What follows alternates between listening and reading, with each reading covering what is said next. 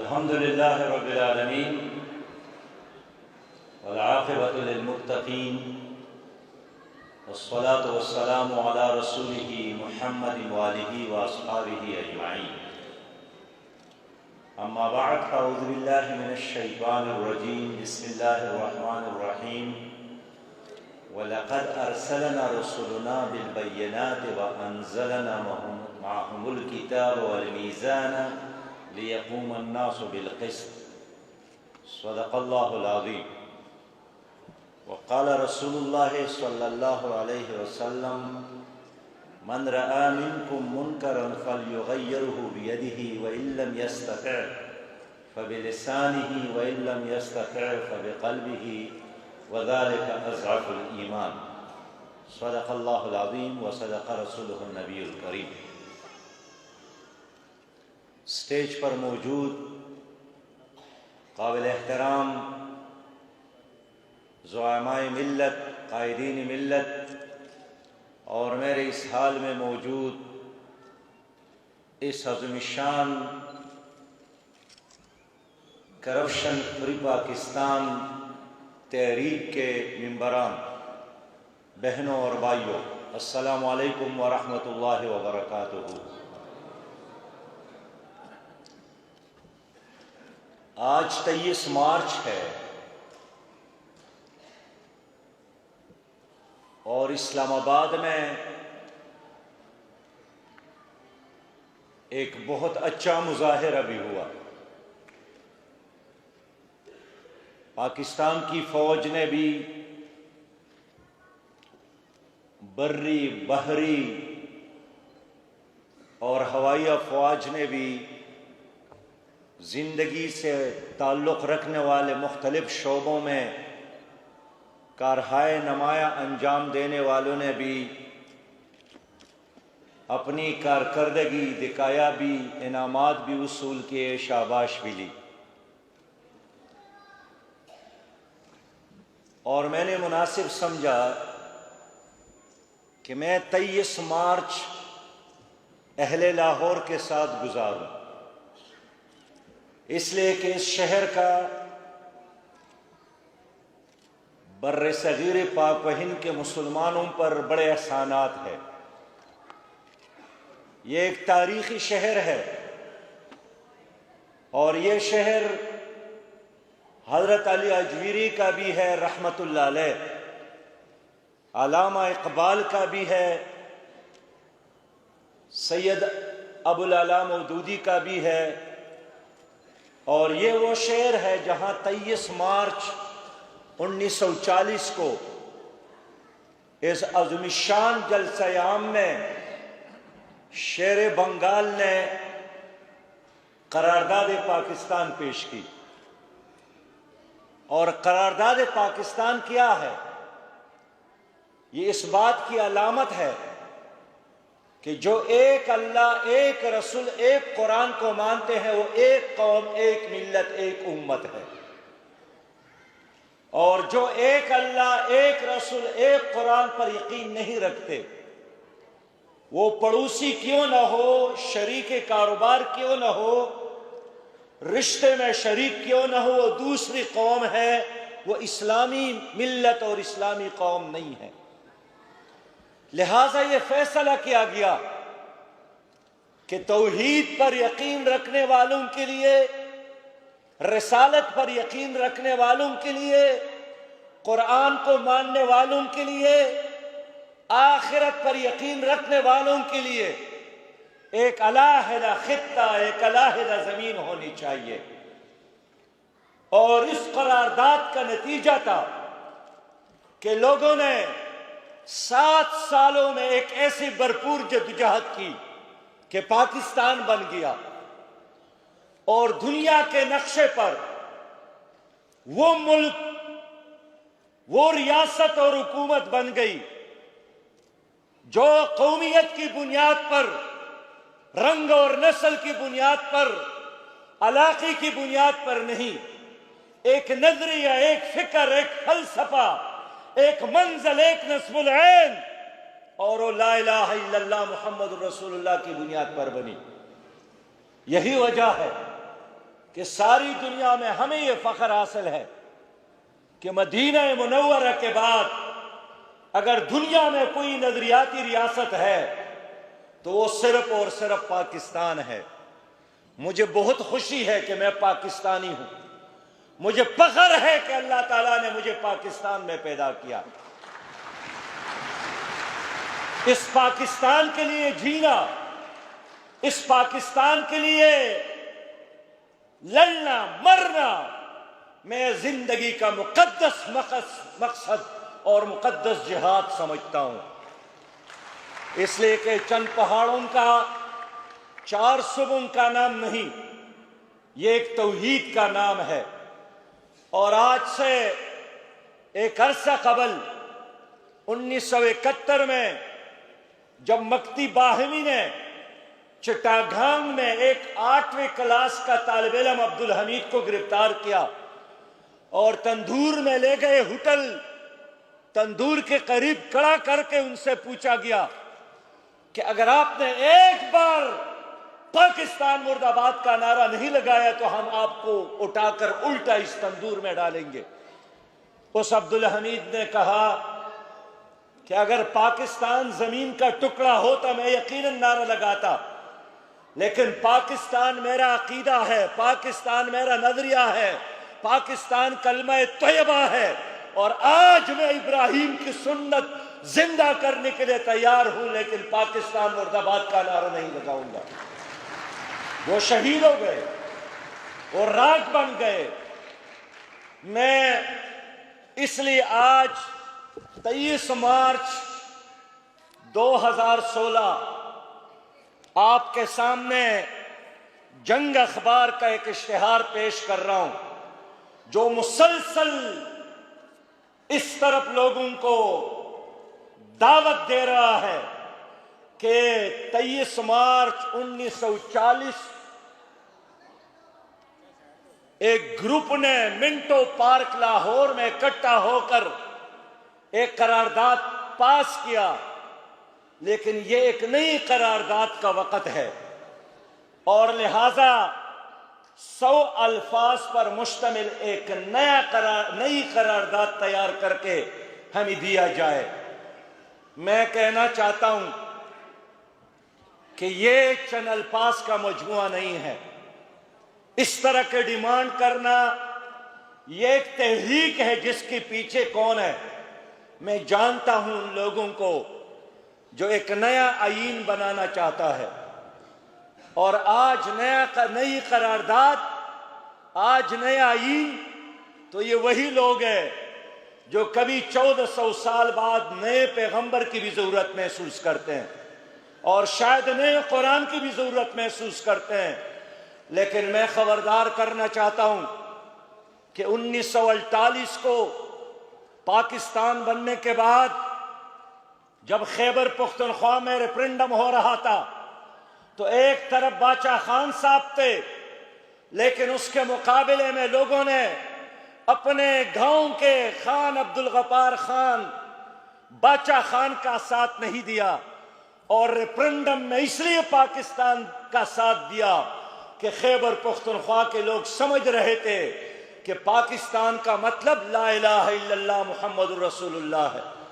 उन्होंने तो 1948 में 23 मार्च 1940 के करारदाद की बुनियाद पर पाकिस्तान को वोट दिया, पाकिस्तान की हिमायत की। बलूचिस्तान के कौमी जरगे ने इस्लामी पाकिस्तान का साथ दिया था। सिंध की असम्बली ने इस्लामी पाकिस्तान के हक में करारदाद मंजूर की। तो मैं पूछना चाहता हूं कि क्या नए करारदाद लाकर 23 मार्च 1946 के करारदाद के मुकाबले में आप दोबारा चारों सूबों में लोगों से पूछेंगे कि क्या हमें ये पाकिस्तान चाहिए या नहीं चाहिए? तो इन लोगों को दोबारा इकट्ठा करना, इन लोगों को दोबारा एक मरकज, एक झंडे पर इकट्ठा करना, ये एक नामुमकिन काम होगा। तो शायद जो काम इंडिया के 1948 के हमलों, 1965 के हमलों और 71 के हमलों में न हो सका, वो काम मेरे कुछ दोस्त बड़े मीठे और शीरीन अंदाज में कर रहे हैं कि पाकिस्तान के नजरियाती कंसेंसस को ख़त्म किया जाए, पाकिस्तान की विजन को मुंतशिर किया जाए, पाकिस्तान की नई नस्ल को एक बार फिर रंग और नस्ल की बुनियाद पर तकसीम किया जाए। लेकिन मैं नई नस्ल से अपील करूंगा कि पाकिस्तान की बुनियादों में हजारों नहीं लाखों शोहदाओं की खून है। पाकिस्तान शोहदा की अमानत है, पाकिस्तान आलमी इस्लाम की अमानत है, पाकिस्तान इस रोई जमीन पर अल्लाह की सबसे बड़ी नेमत है और इस नेमत और इस रहमत को क़ियामत तक बरकरार रखना ये ईमान का तकाजा है और हम इंशाअल्लाह इस फर्ज को हर कीमत पर निभाएंगे। आज बंगाल में हमारे लोग जेलों में पड़े हैं, उनको फांसी की सजाएं सुनाई गई है।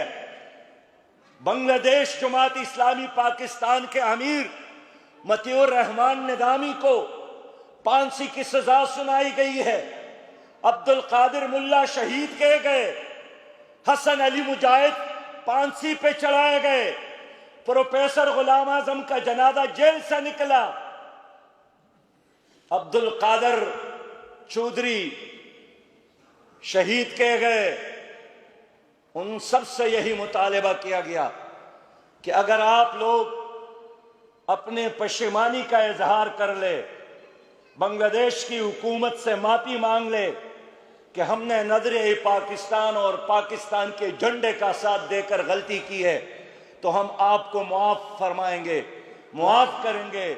लेकिन मैं खराज तासीन पेश करता हूं और दस्त सलाम पेश करता हूं मतीउर रहमान निजामी और उनके दोस्तों को, जिन्होंने माफी मांगने की बजाय मौत को तरजीह दी और एक बार फिर उन्होंने ढाका के सरजमीन पर सुल्तान टीपू की सुन्नत को जिंदा किया।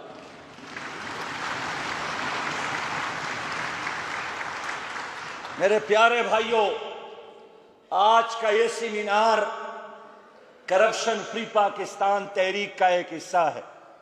मैं शुक्रिया अदा करता हूं इन तमाम कायदीन का जिन्होंने दिल के खुलूस के साथ इस मौजू पर बात की। और मैं कहना चाहता हूं कि ये सिर्फ जमात इस्लामी की तहरीक नहीं है, इस तहरीक में मैं पाकिस्तान के उन तमाम लोगों को वेलकम करूंगा, खुशामदीद कहता हूं जो इस पाकिस्तान को करप्शन से फ्री पाकिस्तान बनाना चाहते हैं। इसलिए कि करप्शन और पाकिस्तान साथ साथ नहीं चल सकते। पाकिस्तान में बड़े इदारे बने, नेब का इदारा बना, एहतसाब के बड़े बड़े इदारे बने, लेकिन मुझे अफसोस है कि जब तक कौमी बेदारी ना हो तो इस तरह इदारे भी एक शफाफ और सही एहतसाब करने में नाकाम साबित हो रहे हैं। मेरे प्यारे भाइयों और दोस्तों, देखिए, हम हुजूर सल्लल्लाहु अलैहि वसल्लम की उम्मती है तो उनका एक नाम अमीन था, उनका एक नाम सादिक था। और क्या आपको याद है कि जिस रात मक्का के लोगों ने नबी करीम सल्लल्लाहु अलैहि वसल्लम के घर का मुहासरा किया था और उसको कत्ल करना चाहते थे, अल्लाह ने नबी मेहरबान सल्लल्लाहु अलैहि वसल्लम को उसी रात हिजरत करने का हुक्म दिया मक्का मुकर्रमा से मदीना मुनव्वरा की तरफ। तो हुजूर सल्लल्लाहु अलैहि वसल्लम ने क्या फरमाया? उन्होंने हजरत अली कर्रमल्लाहु वजहू को बुलाया और हुक्म दिया कि मेरे चारपाई पर आप लेट जाएं और कल दिन के रोशनी में इन कातिलों को वो अमानतें हवाले कर ले जो इन्होंने मेरे साथ रखी हैं। तो हमारे नबी मेहरबान सल्लल्लाहु अलैहि वसल्लम अपनी दुश्मन के अमानत में खियानत नहीं करते थे, लेकिन आज हमारे मुसलमान हुक्मरान हैं जो मुसलमानों की अमानतों में खियानत करते हैं। हमारे गरीब लोग बाहर कमा कर इधर बेचते हैं, समंदर पार पाकिस्तानी मेहनत करके हर साल 18 अरब डॉलर पाकिस्तान बेचते हैं, लेकिन आपकी हुक्मरानों ने 375 अरब डॉलर चोरी करके बाहर के बैंकों में रखा है। और आज पाकिस्तान में बेइंतहा गुर्बत, बेइंतहा बेरोजगारी, बेइंतहा बदअमनी, इनकी बुनियादी सबब पाकिस्तान में करप्शन है। और करप्शन कैंसर की तरह मौजूद है। और करप्शन के पहाड़ अब नहीं है, बल्कि कोई हिमालय की तरह हर तरफ करप्शन मौजूद है। अगर किसी को नजर नहीं आ रहे हैं तो वो सिर्फ और सिर्फ हुक्मरानों को नजर नहीं आ रहे, इसलिए कि वो खुद इस बीमारी में मुब्तला है। मेरे प्यारे भाइयों, अंदाजा कर ले कि अगर सैलाब और जलजला भी इस मुल्क में आते हैं, जलजले और सैलाब भी, तो उसमें हजारा के लोग, खैबर पुख्तनख्वा के लोग और कश्मीर के लोग तो बर्बाद हो जाते हैं। सैलाबों में सिंध और पंजाब के लोगों के घर और बस्तियां बह जाते हैं, लेकिन उसमें जिनके घर आबाद हो जाते हैं वो आपका करप्ट ब्यूरोक्रेसी है। यहाँ तर के नाम पर एक फंड कायम किया गया, चोलिस्तान के नाम पर फंड कायम किया गया, ईरा के नाम पर एक फंड कायम किया गया। और यकीन रखिए कि जिनके नाम पर फंड बाहर से लाए गए वो अब भी ऐसे मकानान में रहते हैं जहां झोंपड़ियां हैं, जहां खेमे हैं, लेकिन ब्यूरोक्रेसी की वारे नियारे हो गए। और मैं कितने ऐसे ऑफिसर्स को जानता हूं जिन्होंने ईरा में चंद दिन नौकरी करके और इस तरह प्रोजेक्ट में चंद दिन गुजारे, उनके बंगले अब मरी में भी मौजूद है, एबटाबाद में भी मौजूद है, इस्लामाबाद में भी मौजूद है, और बड़े बड़े बंगले और आलीशान गाड़ियों में घूमते फिरते हैं। मेरे प्यारे भाइयों और दोस्तों, ऐसे सख्दिल लोग, संगदिल लोग मैंने दुनिया में नहीं देखे हैं कि अगर कहीं जलजल आया है और लोग तड़प रहे हैं और ये उनके जोब में हाथ डालकर उनके नाम पे आया हुआ रकम खुद हड़प कर रहे हैं। यहाँ इस्लाहात, अदालती इस्लाहात के नाम पर पैसे आए, वो हड़प किए गए। मेरे प्यारे भाइयों, और क्या कहूँ मैं कि अगर बाहर के एक वज़ीर आज़म के खातून, उसकी बीवी को तरस आया इस्लामाबाद में तुर्की के वज़ीर आज़म को, और उसने एक यतीम बच्चे को अपने गले का हार दिया, तो पता चला कि वो हार भी उस यतीम बच्ची को नहीं मिला, बल्कि चंद महीने बाद वो हार भी आपके एक साबिक वज़ीर आज़म की बीवी के गले में नजर आया। अब मुझे ये बताएं कि जो यतीमों के मालों को भी माल को हड़प कर रहा हो, उन हुक्मरानों से आप क्या इंसाफ कर सकते हैं? मेरे प्यारे भाइयों, मैं आपसे ज़रूर पूछना चाहता हूं कि क्या हमें कहने का हक नहीं है कि नंदीपुर का एक मंसूबा 12 अरब का था, लेकिन करप्शन की वजह से अब उस पर 112 अरब रुपए खर्च हो रहे हैं। आपके मंगला डैम को ऊंचा करने के लिए 40 अरब का मंसूबा बनाया गया, लेकिन करप्शन की वजह से अब 40 अरब का मंसूबा 140 अरब उस पर खर्च हो रहे हैं। आपकी PIA जिसको जबा करने के लिए मौजूदा हुकूमत ने चोरी 30 की है, आप याद रखें कि 30 अरब के खसारे में था जब परवेज मुशर्रफ प्रेसिडेंट थे, लेकिन पीपल पार्टी और मुस्लिम लीग के करप्शन की वजह से अब वो 200 अरब तक खसारे में जा चुका है। मेरे प्यारे भाइयों, पूछना यही है कि लोग कहते हैं कि बस स्टील मिल खसारे में, वापदा खसारे में, PIA खसारे में, PTCL खसारे में, तो मैंने तो कभी ये नहीं सुना कि हुक्मरानों के कारोबार खसारे में है। वो तो एक बंगले के बाद दूसरा और एक कारखाने के बाद दूसरा कारखाना, और पाकिस्तान के अलावा दुबई और सऊदी अरब और मलेशिया में और लंदन में बुलंद और बाला प्लाजे तामीर कर रहे हैं। तो कैसे खसारे हैं? ये खसारा सिर्फ पाकिस्तानी कौम की किस्मत में लिखी है। हम ऐसी किस्मत को नहीं मानते हैं। अल्लाह रब्बुल आलमीन ने हमें वर्ल्ड बैंक और IMF का गुलाम नहीं बनाया है। हमें इसलिए उठाया गया है कि हम दुनिया की रहनुमाई और दुनिया की इमामत करें।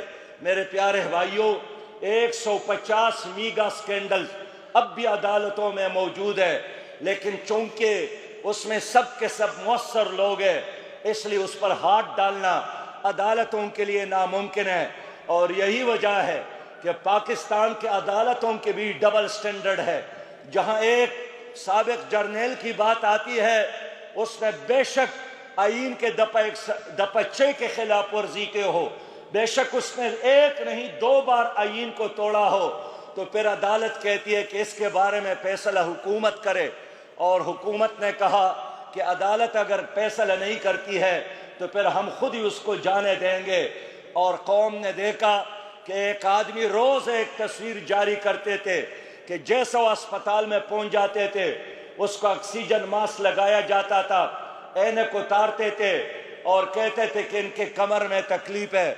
हम हैरान है कि कमर में तो तकरीबन हर पाकिस्तानी के 10वें और 11वें पाकिस्तानी को कमर में तकलीफ है, लेकिन कमर के तकलीफ की वजह से कभी भी डॉक्टर ने किसी को ऑक्सीजन मास्क नहीं लगाया।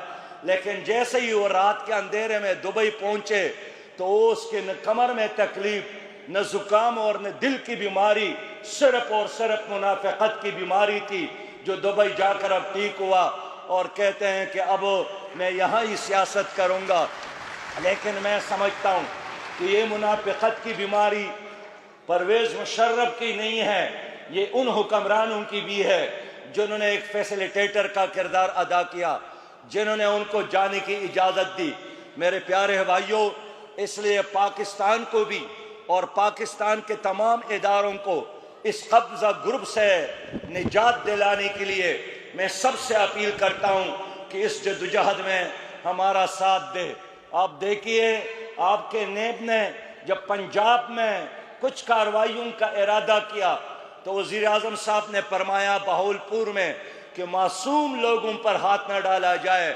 अगर इन बड़े बड़े मगरमच्छों पर हाथ न डाला जाए तो फिर कौन ने पकड़ेगा? फिर तो बाजार का चौकीदार ही पकड़ेगा या फिर कोई टैक्सी ड्राइवर ही पकड़ेगा। मेरे प्यारे भाइयों और दोस्तों, ये डबल स्टैंडर्ड नहीं चलेगा।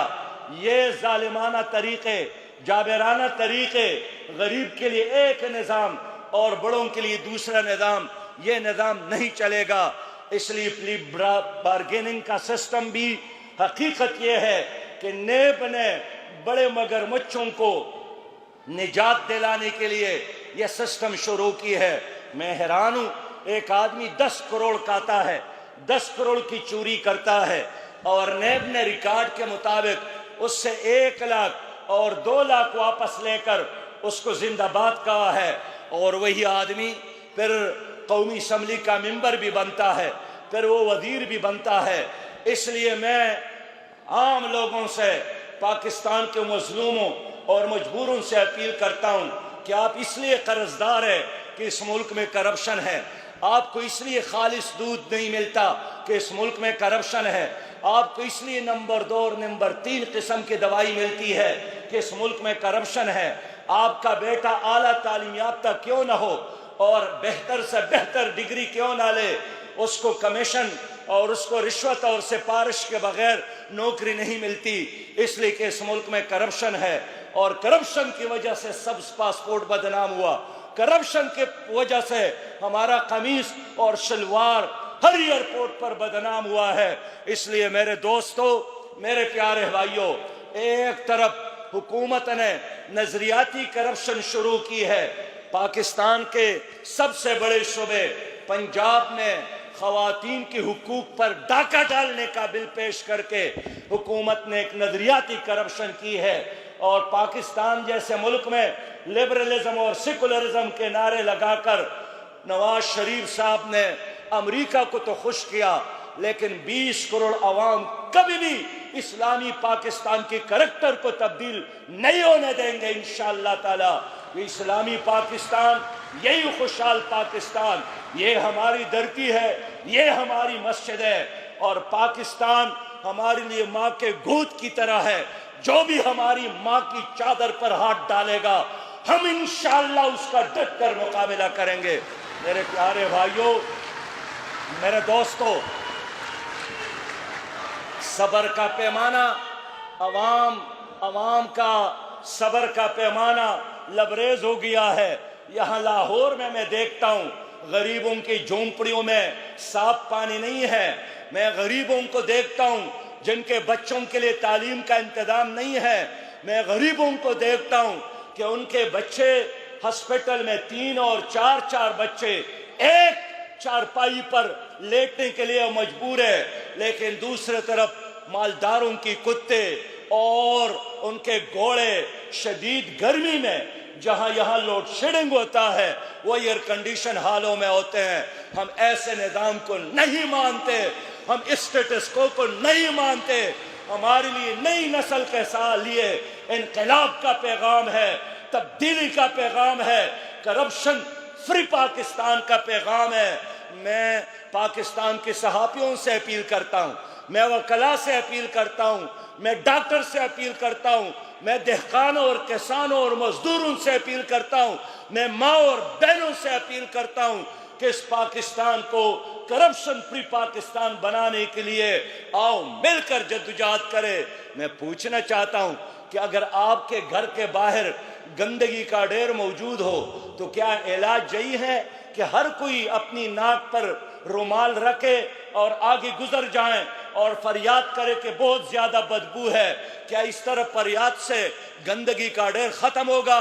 नहीं, मैं भी ये काम कर सकता था, लेकिन मैंने इरादा किया कि अपने मुंह पर रुमाल रखने की बजाय, फरियाद करने की बजाय कौम को इकट्ठा करना है और गंदगी का ये ढेर उठाना है और दरिया बुर्द करना है। और मैं इंशाअल्लाह ताला हम सब मिलकर इस कौम को और आइंदा नस्लों के लिए एक क्लीन पाकिस्तान बनाएंगे और ग्रीन पाकिस्तान बनाएंगे। इस्लाम जिंदाबाद, पाकिस्तान पाइंदाबाद। व आखिर दावाना अनिल हम्दुलिल्लाहि रब्बिल आलमीन।